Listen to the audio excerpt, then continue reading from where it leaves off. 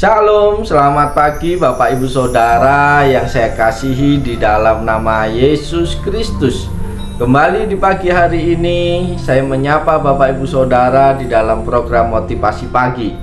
Kebenaran firman Tuhan yang akan kita renungkan bersama-sama di pagi hari ini terambil di dalam 1 Samuel pasal yang kedua ayat yang ke-30 yang berbunyi demikian. Sebab itu demikianlah firman Tuhan Allah Israel, sesungguhnya aku telah berjanji, keluargamu dan kaummu akan hidup di hadapanku selamanya.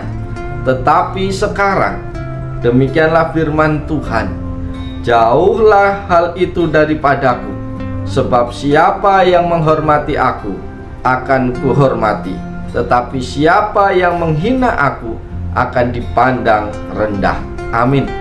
Bapak Ibu Saudara yang dikasih oleh Tuhan Yesus Kristus, dalam kehidupan hari lepas hari di dalam keluarga, baik suami, istri, anak-anak senantiasa diharapkan hidup berperilaku menyenangkan hati Tuhan. Tetapi realita dalam kehidupan kita tiap-tiap hari, ada kalanya anggota keluarga hidup tidak sesuai dengan kehendak Tuhan. Apakah yang menjadi profesi pekerjaan keluarga tersebut itu tidak menjamin bahwa keluarga itu anggotanya seluruhnya hidup takut akan Tuhan. Demikian yang kita bisa pahami di dalam bagian firman Tuhan yang kita baca pada saat ini, berbicara tentang keluarga Imam Eli. Untuk memahami bagian firman Tuhan ini, kita akan menemukan bagaimana Tuhan menegur dan menasihati keluarga Eli dan anak-anaknya. Oleh sebab itu Bapak Ibu Saudara yang dikasih oleh Tuhan, dari bagian firman Tuhan ini kita dapat belajar tentang beberapa hal. Yang pertama, dengarlah keluhan orang tentang keluarga kita.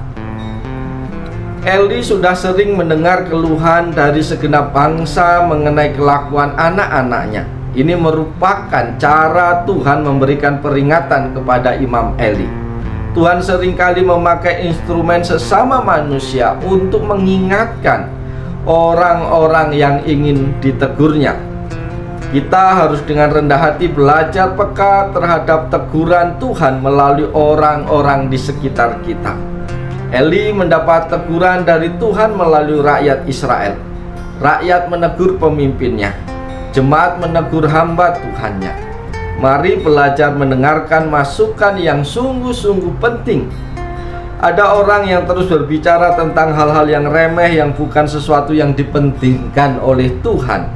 Tetapi ada juga orang yang meskipun datang dari golongan yang rendah sekalipun, dipakai oleh Tuhan untuk menyatakan teguran dari Tuhan.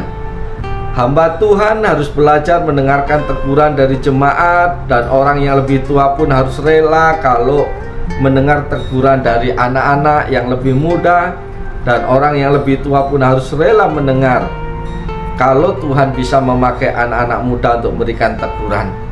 Orang yang rela dikoreksi akan mempunyai hari depan yang lebih baik. Tetapi Eli tidak juga membereskan kerusakan rumah tangganya yang menyebabkan seluruh Israel terseret dalam dosa. Dia gagal bertindak keras kepada anak-anaknya. Maka suara yang berikut dia dengar bukan lagi teguran Tuhan, melainkan penghakiman Tuhan. Bapak Ibu Saudara yang dikasihi oleh Yesus Kristus, seluruhnya berisi keputusan penghakiman Tuhan bagi Imam Eli. Apakah penghakiman Tuhan ini berakhir dan ini nyatakan teguran yang terakhir untuk segalanya? Tidak. Karena kita seringkali memakai penghakiman untuk memberikan teguran dengan cara yang paling keras. Tuhan mengutus Yunus untuk berseru, 4 hari lagi kota ini akan ditunggang balikan. Ini adalah seruan penghakiman. Tetapi ternyata seruan ini diberikan Tuhan bukan sebagai penghukuman, melainkan teguran yang sangat keras. Bahkan Yunus pun sebenarnya diutus karena mengasihi Niniwe. Itu sebabnya ketika Niniwe bertobat, Tuhan tidak jadi menghukum mereka. Maka sebenarnya Eli masih diberikan kesempatan untuk membersihkan Israel dari kebobrokan anak-anaknya. Tetapi reaksi Eli berbeda dengan reaksi para pemimpin Niniwe. Para pemimpin Niniwe dengan ketakutan memerintahkan seluruh rakyatnya berkabung, bahkan sapi pun disuruh berkabung. Tetapi bagaimana reaksi Imam Eli ketika peringatan Tuhan sekali lagi dinyatakan melalui Samuel? Reaksi Eli seolah-olah mengatakan biarlah, atau ya sudahlah, mau apa lagi. Tidak ada kegentaran dalam diri Eli. Bapak ibu saudara yang dikasih oleh Tuhan, siapapun kita, Tuhan bisa menegur kita melewat orang-orang di sekitar kita. Orang yang kita anggap paling remeh pun Tuhan bisa pakai menjadi alatnya untuk menegur, memperingatkan kita akan segala dosa dan pelanggaran kita. Oleh sebab itu, mari kita dengarkan setiap teguran, keluh kesah, bahkan perkataan-perkataan orang di sekitar kita. Karena Tuhan bisa pakai siapa saja untuk menyatakan kehendaknya dalam kehidupan kita. Itu yang bisa kita pelajari yang pertama dari bagian firman Tuhan ini. Yang kedua, Bapak Ibu Saudara kasih dalam Tuhan, siapa menghormati aku akan kuhormati, tetapi siapa yang menghina aku akan dipandang rendah. Saudara-saudaraku di dalam Tuhan, inilah yang sebenarnya menjadi permasalahan sangat besar bagi Imam Eli. Siapa yang menghormati Tuhan akan dihormati oleh Tuhan. Betapa lebih beratnya tuntutan bagi Imam Eli, sebab Tuhan sudah lebih dahulu memberi hormat kepadanya dengan menjadikan dia seorang imam. Menegaskan bahwa Israel ada umat istimewa bagi Tuhan, dan bahwa keistimewaan yang jauh lebih besar lagi Tuhan berikan bagi Eli dengan menjadikan dia imam atas seluruh Israel. Siapa yang diberi banyak dituntut banyak. Siapa yang dipercayakan banyak akan lebih banyak lagi dituntut. Tuhan menghormati Eli dengan menjadikan dia imam yang memimpin. Tuhan begitu memberikan penghargaan kepada orang-orang yang tidak layak. Eli dan juga nanti kita akan lihat diberikan kemuliaan yang begitu agung, tetapi diresponi dengan sikap yang menghina Tuhan. Saudara-saudaraku yang dikasih oleh Tuhan Yesus Kristus, kita membaca bagian ini bukan untuk melihat dari jauh dan menghakimi Imam Eli, tetapi supaya kita merenungkan kembali bahwa Tuhan pun telah terlebih dahulu memberikan penghargaan kepada kita. Penghargaan yang sama sekali tidak layak untuk kita terima. Tuhan memberikan kita penebusan untuk menjadikan kita anak-anaknya. Kristus menjadi bagian yang sangat mulia, tetapi diberikan kepada orang-orang hina seperti kita. Anugerah dipimpin oleh Roh Kudus pun adalah anugerah yang demikian besarnya, sehingga kita boleh dipimpin dalam kebenaran dan kekudusan dari hari demi hari. Firman Tuhan pun merupakan anugerah yang ilahi dan sempurna. Siapa yang dalam hidupnya boleh menerima bimbingan dari Allah? Siapakah manusia berdosa yang boleh mengenal Allah yang suci melalui firman-Nya? Meskipun kita tidak layak menerima satu pun dari hal-hal tersebut, tetapi Tuhan memberikannya kepada kita. Akankah kita menghina Tuhan dengan tidak memberikan hormat kita kepada Dia? Bapak Ibu Saudara, pelajaran yang kedua yang kita peroleh pagi hari ini, Tuhan sudah terlebih dahulu memberikan segala sesuatu yang terbaik dalam kehidupan kita. Maka muliakan Tuhan, agungkan Tuhan dalam hidup kita. Bahkan kita tidak boleh melakukan hal-hal yang hina. Kita tidak boleh lagi menghina Tuhan, karena Tuhan sudah menghargai kita dengan luar biasa. Itu pelajaran yang kedua. Pelajaran yang ketiga, Bapak Ibu Saudara yang dikasihi Tuhan, hindarilah kegagalan keluarga kita. Apakah yang sebenarnya menjadi kegagalan Eli dan anak-anaknya?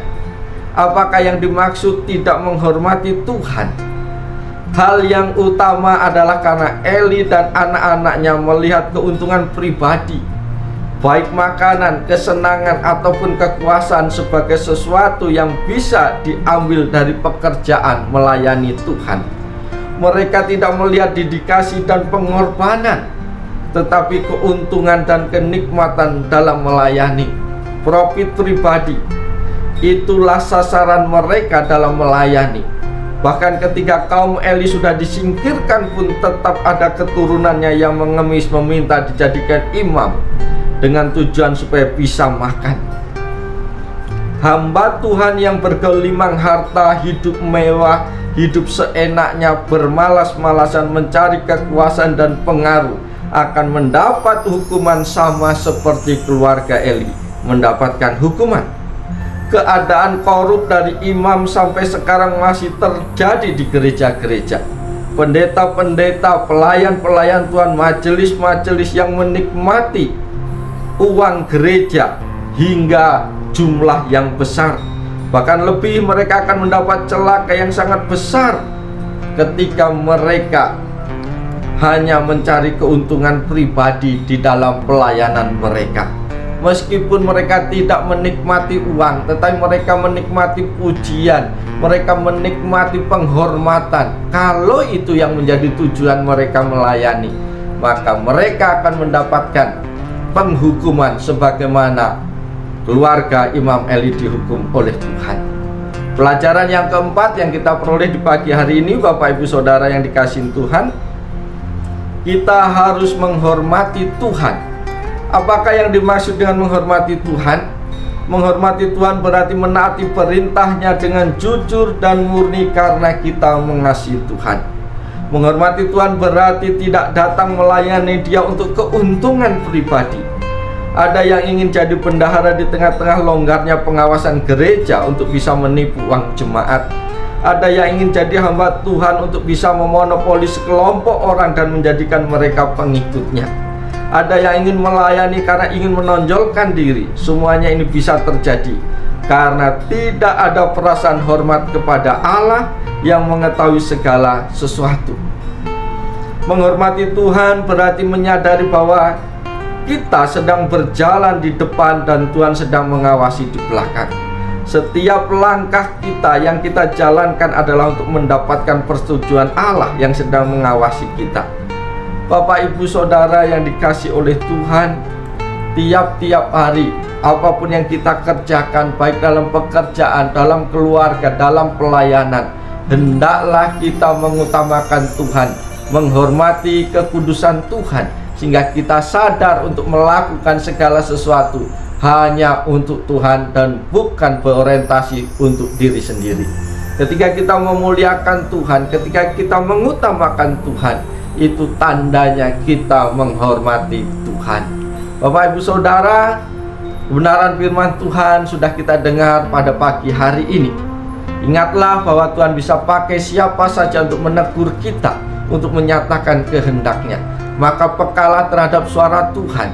Jangan abaikan suara-suara di sekitar kita yang tujuannya untuk membangun kita untuk kembali dekat kepada Tuhan. Oleh sebab itu, mari kita jalani hari ini dengan penuh ucapan syukur di hadapan Tuhan, karena Tuhan memberikan penghormatan, memberikan kepercayaan yang luar biasa dalam hidup kita. Maka muliakanlah Tuhan melalui apa yang kita kerjakan sepanjang hari ini. Oleh sebab itu, tetap semangat, lakukan yang terbaik. Tuhan Yesus menolong, Tuhan Yesus memberkati kita semua. Salam, selamat pagi, Tuhan Yesus memberkati kita semua. Amin.